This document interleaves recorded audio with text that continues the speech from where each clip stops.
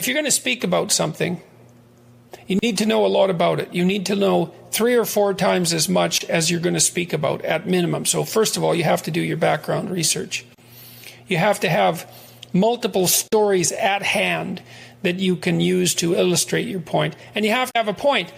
You have to organize what you're talking about around a problem. So before I go on stage to speak on my tour, I always sit for half an hour, some of which involves usually about 5 minutes of anxiety. And I think, okay, there's a problem I'm trying to address tonight, a central problem or a theme. What is it? It might be courage, it might be responsibility, it might be meaning. That serves as an organizing principle. So that would be the point.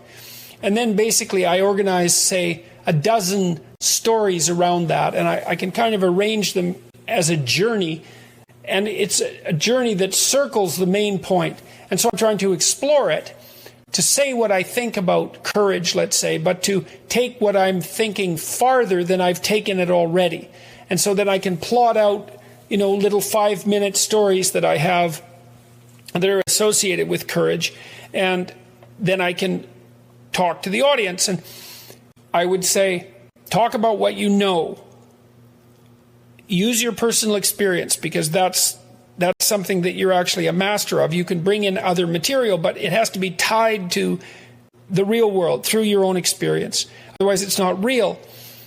It's also very good to speak directly to the audience, to the individuals in the audience, because I'm always looking at a single person, one after another, and focusing on them and talking to them, just like you'd have a conversation with someone. And that way I can see if they're following along. And I'm always listening to the audience.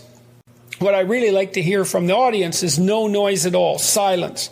Because if the audience, especially, if it's a couple of hundred or a couple of thousand people, if the audience is dead silent, then I know that I'm on the right track. And the other thing I would say is, you're telling stories, so every fact that you relate, or every set of facts, has to be tied to a story. There has to be a meaningful output, which is something like, why is it important to your life that you know this fact? How is it related to how you're going to conduct yourself moving forward, or how you're going to see the world? Because that's kind of the essence of meaning. How does this fact change the way you perceive the world or act in the world? That's the meaning of the fact. And facts without meaning are dull. So you need to know that. You need to tell the truth. That's for sure. And I mean, for me, my talks are really, they're an attempt to explore a set of ideas in the most truthful way that I can manage. And that's also an adventure, because letting yourself speak freely about a topic, you don't always know where it's going to go. And so, but that also hooks in the audience, because they're along for the ride, right? And there's a risk. The risk is you might forget where you are, you might lose the thread, you might say something you regret, you might get confused. The talk should be a process of exploration, like a journey that you're taking the audience along on. It's the same when you're reading a novel. Like, a great novel isn't exactly plotted out from beginning to end to begin with. The author is taking himself or herself and you on an intellectual adventure through the character development, and the characters have to be allowed to live and to express themselves, and the novel needs to unfold. It's like a colloquy between the conscious mind and the unconscious source of inspiration, and the novel is actually a journey through a characterological landscape, and the author shouldn't know where he or she's going to end up at the beginning. Same with an artist who's writing a song or a piece of music or a piece of visual art. There has to be play and exploration along the way. And so you also don't want to deliver an over-prepared talk, in my estimation, or at least that's not how I do it. You want to have a theme, you want to have a body of knowledge from which you can draw on, and then you want to be actively exploring the idea in front of the audience. And that's very gripping for everyone, including you. And you should learn something from the talk. It's an opportunity to think on your feet. Anyways, that's my style of lecturing. It's a trapeze act without a safety net, I would say. And that's part of what makes it gripping, is that there's a high probability of failure. And I would say with any performance that's going to be gripping, there has to be a high probability of failure. And that's why I don't speak with notes. If you speak with notes, which you might have to if you're a beginning speaker, then you cannot fail because you can always read the notes. And so there's a net. You'll fall in the net, but you won't die. But you'll never do anything spectacular. So that's the thing, is if you're going to do something spectacular, you have to take the risk. And if you're going to take the risk, you have to think on your feet. And then you also have to have something to think about. You have to be working on this material. You know, I've been working on the stuff I talk about for 30 years, for tens of thousands of hours. And so I have that reservoir of knowledge, I suppose. And whenever I read something new, I'm slotting it into the knowledge structure that I use to generate my talks. And I'm reading all the time. And lots of the things I read, forget. They're not relevant to my central mission, whatever that happens to be. Look, something like the delineation of the relationship between responsibility and meaning, and maybe responsibility, meaning, and perception. It's something like that. And so I have a central concern, or deeper than that in some sense. My central concern was how to ensure personally that if I was tempted in a situation like the situations that arose in the Soviet Union and Nazi Germany, that I wouldn't fall prey to those totalitarian systems and act in the reprehensible manner that so many people acted in. That's really been a driving concern of mine. And that bleeds over into the relationship between meaning and responsibility and perception. So there's a core set of problems that I'm working on, and every talk is an attempt to further develop those. So you also have to have a problem, you know. You think, well, you don't want to have a problem. It's like, yeah, you do. You've got problems anyways. If you're alive, you've got problems. Pick one of them. It can be your problem, and that can be the problem you try to address, whatever that happens to be. And then you have something to talk about. How am I going to address this problem? How can this problem be addressed? So you need to have a problem, too, if you're going to talk, just like you need to have a problem if you're going to write, because the writing is an attempt to solve the problem. And so is the talking. If you're not trying to solve a problem, what the hell are you doing talking? Why should anyone care? It's got to be a real problem, too, like a nail biter of a problem, a dragon of a problem. And if it's a problem that everyone else shares, so much the better. And then you grapple with it. If you're going to be an entrepreneur, you almost have the opposite profile as a soldier.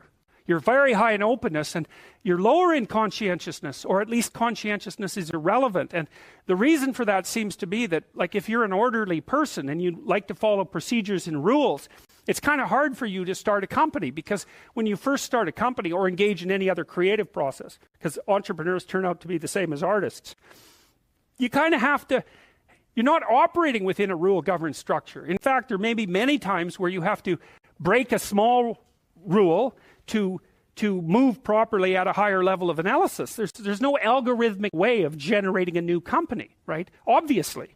And so it's people who are very high in openness who happen to be good entrepreneurs. And so this is something I thought was extraordinarily cool, because we'd also already known what predicts managerial, administrative, and academic ability. And IQ is crucial for any complex job, so we'll just leave that behind. But what predicts academic ability, for example, at the University of Toronto, is intelligence, obviously, but also conscientiousness.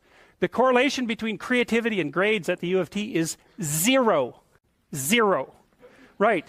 But it's not surprising. The thing is, it's easy to be cynical about that. But one of the things you have to understand about creative people is that they continually step outside of the domain of evaluation structures. Right? Because if you're going to say you're going to evaluate the performance of 100 professors on their lecturing ability, well, you kind of have to measure what's common across all the professors in order to come up with the standards for evaluation. Well, that means you're not going to be able to use that structure to evaluate a particularly creative professor, because he or she is going to do something in a way that's so different that it won't show up on the evaluation measure. Now, of course, that's what happens in universities, Somebody sent me, a couple of days ago, somebody sent me an essay that they had written for their master's thesis that was wildly creative, and they were basically told to leave the program and that they couldn't continue. Not in a mean way. What happened was that what they were thinking was so outside of the conventions in the discipline is that no one had any idea what to do with the essay.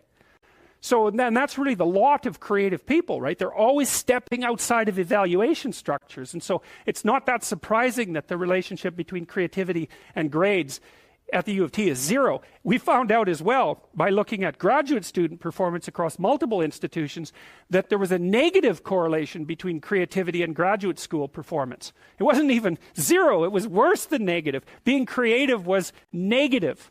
And you think, well, that could make you cynical as well, but you can't be cynical in that way, because one of the things that happens in science is that science tends to progress incrementally rather than in great leaps. Now and then someone comes along who blows the structure out of a science and advances it ridiculously, like Einstein. But like, most people aren't Einstein, and maybe thank God for that. Most of the time, you're in a discipline, you understand the discipline, and then once you've developed understanding of the discipline, you know what the next micro question is that should be answered. And part of the reason that science is so powerful is because it allows people who aren't genius level creatives to make real advances in the generation of knowledge, one tiny micro step at a time. It doesn't matter if there's 100,000 people doing it and each of them is making a micro step. Man, we're zipping along as fast as we possibly want to zip along. And so it turns out to be conscientiousness that's the excellent predictor of graduate student performance. That's the best predictor for law. It's the best predictor for managerial positions. It's the best predictor for administrative positions. Anything that has a structure of rules that needs to be applied, conscientiousness is a great predictor.